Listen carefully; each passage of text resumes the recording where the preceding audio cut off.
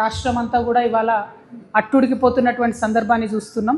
Electricity డిపార్ట్మెంట్లో ఉన్నటువంటి ఆర్టిజన్లు దాదాపు 100% వాళ్ళు సమ్మెలో ఉన్నారు. వాళ్ళని రెగ్యులరైజ్ చేయాలని అడుగుతుంటే కొత్తగూడెం పాల్వంచలో ఎలక్ట్రిసిటీ డిపార్ట్మెంట్లో మరి వాళ్ళ మీద చర్యలు తీసుకుంటామని చెప్తున్నారు.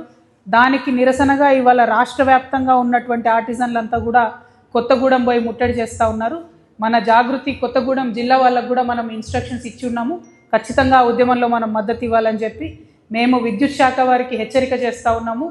ఆర్టిజన్ల రెగ్యులరైజేషన్ అనేటటువంటిది వారి హక్కు. ఆ హక్కును మీరు కాదనడానికి లేదు.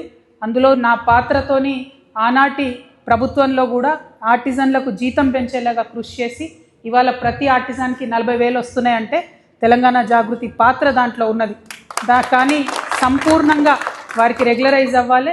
రెగ్యులరైజ్ అయ్యి పర్మనెంట్ ఉద్యోగులుగా వారికి ఆర్డర్ రావాలంటే ఇవాళ ఆర్టిజన్స్ చేస్తున్నటువంటి ఉద్యమానికి కూడా మనందరం మద్దతు ఇవ్వాలి. కొత్తగూడెంలో మీరు చేసేటటువంటి ముట్టడికి తెలంగాణ జాగృతి నాయకులు కార్యకర్తలు అక్కడ ప్రత్యక్షంగా పాల్గొంటారు. ఇక్కడ కూడా మేము మద్దతు ఇస్తున్నామని తెలియజేస్తున్నాం.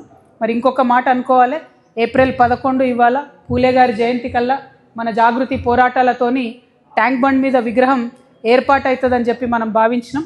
కానీ ఈ అలసత్వం ప్రదర్శిస్తున్నటువంటి ఈ ప్రభుత్వం ఈ రోజు వరకు కూడా ఆ విగ్రహాన్ని పూర్తి చేయకపోవడం అన్నది బాధాకరం.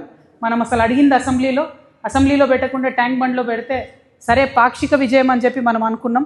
కానీ అది కూడా అసంపూర్ణంగా ఉంచి ఈ ప్రభుత్వం మరి అలసత్వంతో పనిచేస్తుంది అనడానికి ఇవాళకి కూడా పూలే గారి విగ్రహం పూర్తి కాకపోవడమే నిదర్శనం అని చెప్పి మేము భావిస్తూ ఉన్నాము. ఈ తొందరగా పూలే గారి విగ్రహాన్ని ఫినిష్ చేయాలి. అట్లీస్ట్ అంబేద్కర్ జయంతిలో పూర్తి చేస్తే బాగుంటుందని చెప్పి నేను భావిస్తున్నాను. Thank you. జై తెలంగాణ.